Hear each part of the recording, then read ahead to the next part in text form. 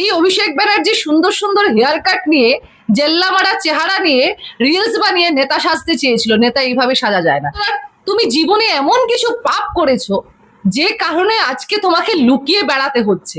মমতা ব্যানার্জি যদি ডোনাল্ড ট্রাম্পের দলেও গিয়ে যোগদান করেন, তারপরেও মমতা ব্যানার্জি যদি কোনো রকম কোনো অন্যায় করে, স্বয়ং ডোনাল্ড ট্রাম্পও মমতা ব্যানার্জিকে বাঁচাতে পারবে না। কতদিন লুকিয়ে বেড়াবে, কতদিন লুকিয়ে বেড়াবে ভাইপো? মহামান্য হাইকোর্ট আদেশ দিয়েছে অভিষেক ব্যানার্জিকে, তোলাবাজ ভাইপোকে হাজিরা দেওয়ার জন্য। ও যদি না যায়, মানুষ ঘাড় ধরে ওকে যেখান থেকে পারে, ও যদি পাতালেও থাকে, পাতাল থেকে খুঁজে ওকে বের করে নিয়ে যাওয়া হবে।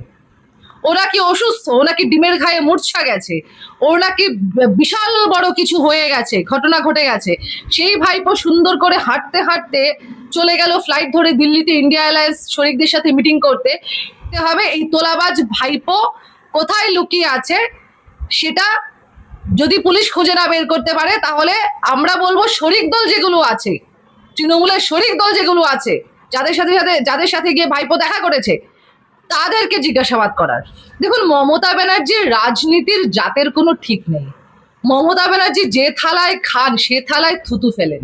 জাতীয় কংগ্রেস যদি আজকে চায় যে তৃণমূল জাতীয় কংগ্রেসের সাথে যাক, তাহলে তৃণমূল কংগ্রেস এতগুলো বছর ধরে যে দুর্বৃত্তায়ন করেছে, যে চুরি করেছে, যে দুর্নীতি করেছে, সেটার দায় দায়িত্ব কিন্তু জাতীয় কংগ্রেসকেও নিতে হবে।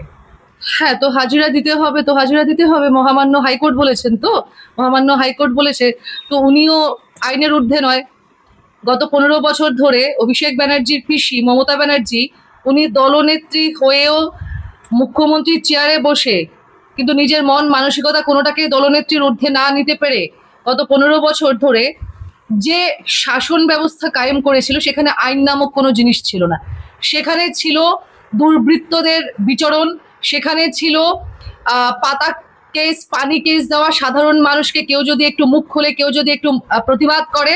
সুতরাং এই যে পিসির রাজত্বে যে দুর্বৃত্তায়ন হয়েছে, সেটার উপর ভর করে এই ভাইপো অভিষেক ব্যানার্জি ও যা দুর্নীতি করেছে এবং যা দুর্বৃত্তগিরি করেছে, এবং শুধু সেটা না, পশ্চিমবঙ্গের ন্যাশনাল সিকিউরিটি নিয়ে যেভাবে খেলা খেলেছে, এটার বিরুদ্ধে মানুষ গর্জে উঠেছে, মানুষ বিজেপিকে ভোট দিয়েছে। এখন এখানে আইনের শাসন প্রতিষ্ঠিত হয়েছে। মহামান্য হাইকোর্ট আদেশ দিয়েছে অভিষেক ব্যানার্জিকে, তোলাবাজ ভাইপোকে হাজিরা দেওয়ার জন্য। ও যদি না যায়, মানুষ ঘাড় ধরে ওকে যেখান থেকে পারে, ও যদি পাতালেও থাকে, পাতাল থেকে খুঁজে ওকে বের করে নিয়ে যাওয়া হবে। ভাইপো কোথায়, এটা জানতে হলে তৃণমূলকে প্রশ্ন করতে হয়, এটা জানতে হলে মমতা ব্যানার্জিকে প্রশ্ন করতে হয়। এবং তার সাথে সাথে যে ভাইপোকে যে ইন্ডিয়া অ্যালায়েন্সের সাথে মিটিং করতে দেখা গেছে দিল্লিতে গিয়ে, ও নাকি অসুস্থ, ও নাকি ডিমের ঘায়ে মূর্ছা গেছে, ওর নাকি বিশাল বড় কিছু হয়ে গেছে, ঘটনা ঘটে গেছে। সেই ভাইপো সুন্দর করে হাঁটতে হাঁটতে চলে গেল ফ্লাইট ধরে দিল্লিতে ইন্ডিয়া অ্যালায়েন্স শরিকদের সাথে মিটিং করতে। ইন্ডিয়া অ্যালায়েন্সের যারা যারা আছে, জাতীয় কংগ্রেস, সিপিআইএম, বাদ বাকি যারা যারা আছে, এই সমাজবাদী পার্টি থেকে শুরু করে সব, প্রত্যেককে দায় দায়িত্ব নিতে হবে। এই তোলাবাজ ভাইপো কোথায় লুকিয়ে আছে, সেটা যদি পুলিশ খুঁজে না বের করতে পারে, তাহলে আমরা বলবো শরিক দল যেগুলো আছে, তৃণমূলের শরিক দল যেগুলো আছে, যাদের সাথে গিয়ে ভাইপো দেখা করেছে, তাদেরকে জিজ্ঞাসাবাদ করার। এখন বেশ কয়েক বছর আগে যখন লিপস এন্ড বাউন্স নিয়ে এবং যখন চাকরি দুর্নীতি নিয়ে, সাদা খাতায় চাকরি, এইটা নিয়ে যখন তোলপাড় রাজ্য রাজনীতি, তখন হাইকোর্টের, মহামান্য হাইকোর্টের একটা অবজারভেশনে বলা হয়েছিল যে অভিষেক ব্যানার্জি পার্সিভ প্যারানয়াতে ভুগছে। পার্সিভ প্যারানয়া মানে কি? মানে যখন তখন যে খুশি সে তাকে অ্যাটাক করতে পারে, আহত করতে পারে, মেরে ফেলতে পারে, বা পুলিশ দিয়ে তাকে ডিটেইন করতে পারে। সুতরাং তুমি জীবনে এমন কিছু পাপ করেছো যে কারণে আজকে তোমাকে লুকিয়ে বেড়াতে হচ্ছে। এই অভিষেক ব্যানার্জি সুন্দর সুন্দর হেয়ার কাট নিয়ে, জেল্লা মারা চেহারা নিয়ে রিলস বানিয়ে নেতা সাজতে চেয়েছিল। নেতা এইভাবে সাজা যায় না। নেতারা কখনো লুকিয়ে থাকে না। নেতারা যদি কোনো পাপ না করে মানুষের প্রতি, সাধারণ মানুষের প্রতি, তাহলে বুক ফুলিয়ে জেলে যেতেও কুণ্ঠাবোধ করে না। কেননা ভারতবর্ষে আইন আছে, বিচার ব্যবস্থা আছে, বিচার ব্যবস্থার মাধ্যমে নির্ণয় হবে কি সঠিক কি ভুল। কিন্তু এই যে অভিষেক ব্যানার্জি লুকিয়ে লুকিয়ে ফিরছে ঘুরছে, তাতেই বোঝা যাচ্ছে এই অভিষেক ব্যানার্জি তার পিসির প্রশাসনকে ভর করে, তার পিসির প্রশাসনের ওপর নির্ভর হয়ে কিরকম ভাবে গোটা রাজ্যে দুর্নীতিকে কায়েম করেছে, একটা প্রাতিষ্ঠানিক রূপ দিয়েছে। এরকম কোনো সেকশন সেগমেন্ট বাকি নেই যে সেকশনে যে সেগমেন্টে দুর্নীতি হয়নি, কালোবাজারি হয়নি, চুরি হয়নি। দেখুন, হ্যাঁ, অভিষেক ব্যানার্জির ডান হাত বাম হাত না শরীরের কোন অঙ্গ চলে গেছে, না এখনো কোন অঙ্গ প্রত্যঙ্গ বাকি আছে যাওয়ার জন্য, এর মধ্যে একটা নিউ টাউনে আছে দেবরাজ চক্রবর্তী, এও যাবে।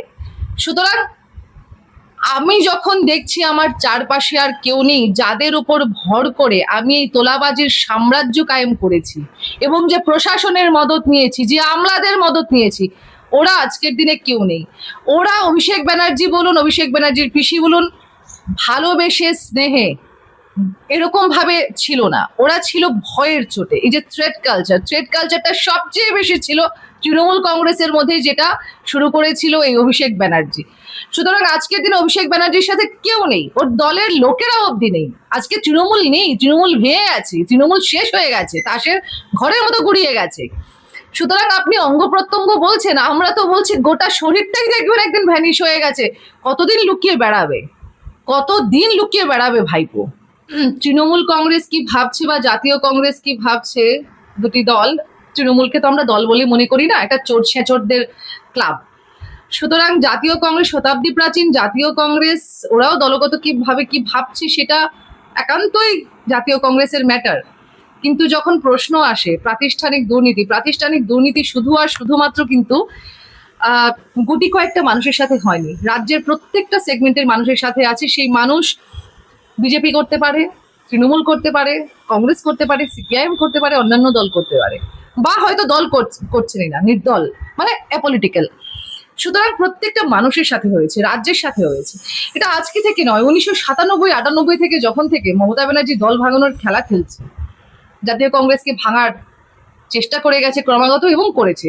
জাতীয় কংগ্রেসের কাঁধে মাথায় কাঁঠাল ভেঙে ভেঙে বারবার সেই রসটা সেবন করেছে, বারবার জাতীয় কংগ্রেসকে ধোঁকা দিয়েছে।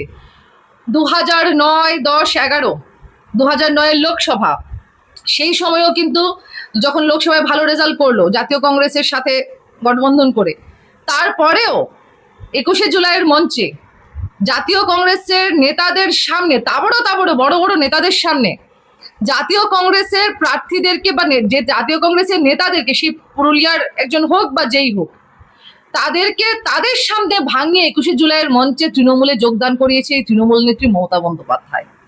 সুতরাং জাতীয় কংগ্রেস যদি আজকে তৃণমূলকে নিজেদের মধ্যে মার্জ করতে চায়, জাতীয় কংগ্রেস যদি আজকে চায় যে তৃণমূল জাতীয় কংগ্রেসের সাথে যাক, তাহলে তৃণমূল কংগ্রেস এতগুলো বছর ধরে যে দুর্বৃত্তায়ন করেছে, যে চুরি করেছে, যে দুর্নীতি করেছে, সেটার দায়িত্ব কিন্তু জাতীয় কংগ্রেসকেও নিতে হবে।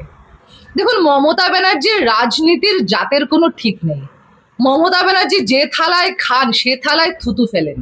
মমতা ব্যানার্জি দপ্তরবিহীন মন্ত্রী হয়েছিলেন এনডিএতে, বিজেপির সাথে যোগদান করে এনডিএতে যোগদান করে দপ্তরবিহীন মন্ত্রী হয়েছেন। মমতা ব্যানার্জি মোটামুটি সব প্রত্যেকটা ঘাটের জল উনি খেয়ে নিয়েছেন। প্রত্যেকটা ঘাটের জল খাওয়ার পর আজকে মমতা ব্যানার্জি বুঝতে পারলেন যে যেখান থেকে শুরু সেখানেই শেষ করতে হবে, সেখানে গিয়েই শেষ করতে হবে। সুতরাং জাতীয় কংগ্রেসকে এখন বোধহয় মমতা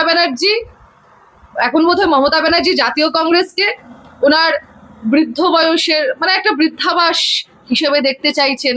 কেননা আপনি বলছেন যে গ্রেফতারি এড়াবার জন্য, আমরা বলবো মমতা ব্যানার্জি যদি ডোনাল্ড ট্রাম্পের দলেও গিয়ে যোগদান করেন, তারপরেও মমতা ব্যানার্জি যদি কোনো রকম কোনো অন্যায় করে, স্বয়ং ডোনাল্ড ট্রাম্পও মমতা ব্যানার্জিকে বাঁচাতে পারবে না।